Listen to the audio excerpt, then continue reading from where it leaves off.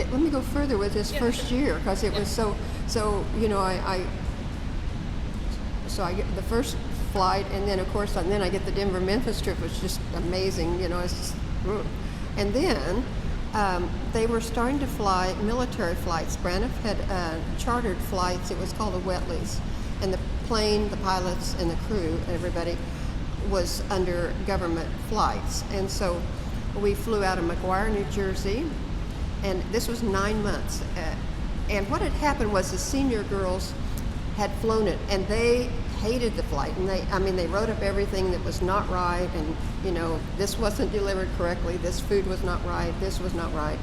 And so they talked it down so badly that it went all the way to me, to 9 months. Wow.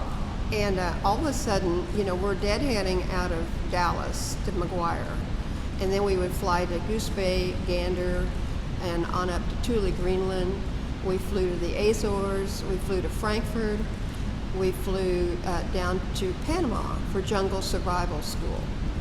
And, you know, this... What was that like? It was amazing. I mean, I remember one time looking down in the winter and the around Goose Bay and Gander with all the forts and everything. It was so beautiful. The snow, you know, but we were told that our life expectancy was like 3 minutes if we went down in the water, you know. So, you know, thought-provoking. Right. You mentioned to me that you flew military charter flights to Vietnam. Can you talk a little bit about that? So they stopped the charter flights on the Atlantic, and I came back to Dallas, and I flew domestic for about 3 or 4 months. It was so boring. I mean, I was just going, ugh. So I went ahead and I had a friend, Brenna, you know, a friend, and so she encouraged me to come on out. In fact, they had this beautiful place just on Nob Hill, and it was just down this little street, and we were next door neighbors to Joan Baez's sister. Believe that? And so anyway, so I came out and I started flying what we call the PAC-MAC, and this would go out of Travis Air Force Base to Honolulu, and then depending on how fast they were moving the troops, then from Honolulu we'd fly on to Clark Air Force Base, and then from Clark we'd fly in and out of Saigon or Kaimaram Bay, you know, and then on up to Tokyo, and we stayed at the Hilton there, the International the Hilton, and then on home.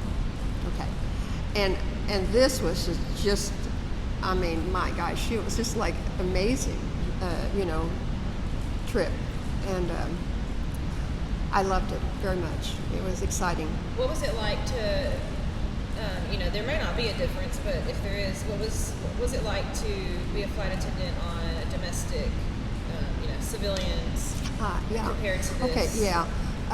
Yeah, that was, you know, the boys were being drafted. Most of them were very frightened, and we were only serving milk, iced tea, and coffee, and I think juice. And most of the flights were very quiet going over there. The one exception to that was a bunch from Kentucky, and they were, all these country boys are used to, you know, shooting and hunting and everything, and they were playing, you know, card games, and they were just, you know, and I hope everything went well for them. It was,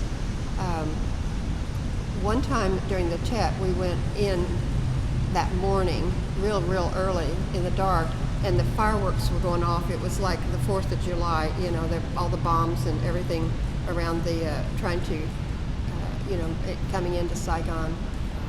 But, you know, we were never going to die, Right. so we weren't really afraid.